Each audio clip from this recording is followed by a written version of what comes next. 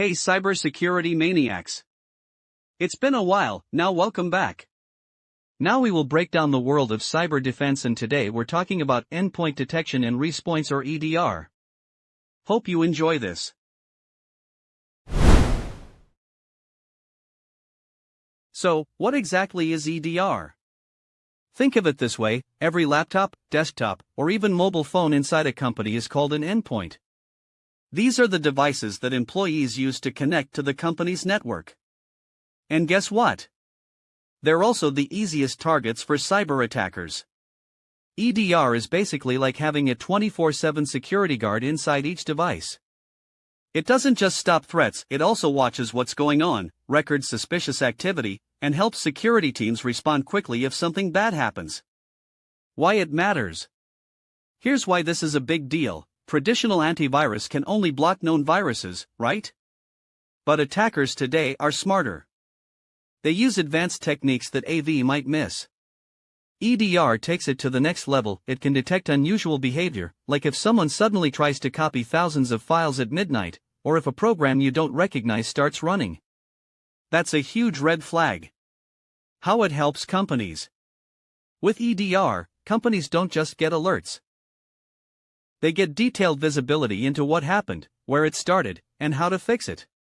It's like having CCTV cameras inside your endpoints. If something bad happens, you can rewind the tape, see how the hacker got in, and shut the door before it happens again. Today we're breaking down the key differences between traditional antivirus and something a little more advanced: endpoint detection and response, or EDR. A lot of people think they're the same thing, but actually, they work very differently. Let's go through it step by step. Core function. First, the basics. Antivirus is designed to detect and block known viruses or malware. Think of it like a lock on your front door. EDR goes beyond that. It doesn't just block threats, it also records suspicious activity and helps respond in real time. It's like having a full security system that not only locks the door but also monitors what's happening inside. Detection method. Antivirus relies mainly on signatures. In other words, it checks files against a database of known bad stuff. If it matches, it blocks it. EDR uses behavior analysis. That means even if it's a brand new, never seen before attack, unusual behavior can raise a red flag. Response. With antivirus, your best outcome is usually quarantine or delete. That's about it. EDR is different. It gives security teams tools to investigate the attack, see how it spread, and actively remediate the problem. Visibility. Antivirus is kind of blind. It only shows you when malware is caught. EDR, on the other hand, gives deep visibility into processes, files, users, and even network connections happening on each device. Threat coverage and forensics. Antivirus is good at known malware, but it struggles with zero-day threats. EDR covers both known and unknown threats, and it has built-in forensics, so if something slips in, you can rewind the tape and see exactly how it happened. Proactive versus reactive. And this is the real game changer. Antivirus is reactive. It acts only after it sees something it recognizes. EDR is proactive. It can catch suspicious activity before damage is done. So here's the takeaway. Antivirus is like basic protection. The lock on your door. EDR is like a full home security system with cameras, alarms, and a response team. Both can be useful, but if you're serious about security, especially in a business setting, EDR is the way to go.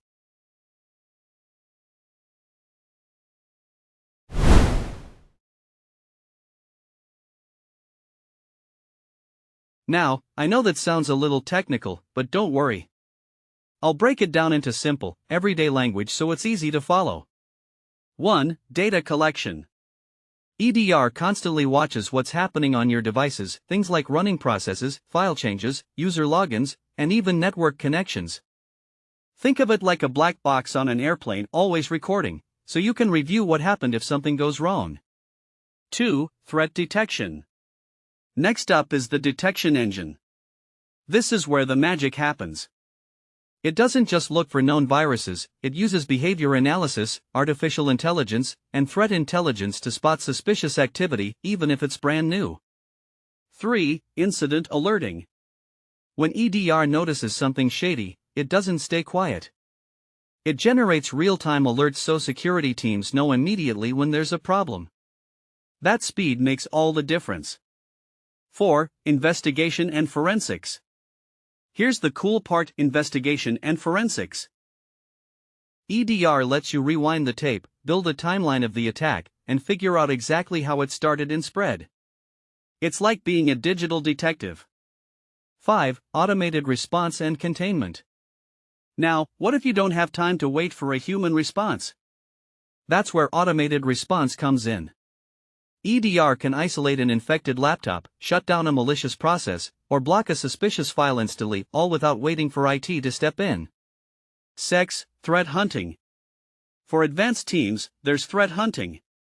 Instead of just waiting for alerts, analysts can proactively search for hidden threats or early signs of compromise across the network. It's like checking for burglars even before the alarm goes off. 7. Integration and reporting. And finally, integration and reporting. EDR doesn't work in a bubble. It connects with CIEMs, SOAR platforms, and other security tools, and it generates reports so businesses can stay compliant and improve their defenses.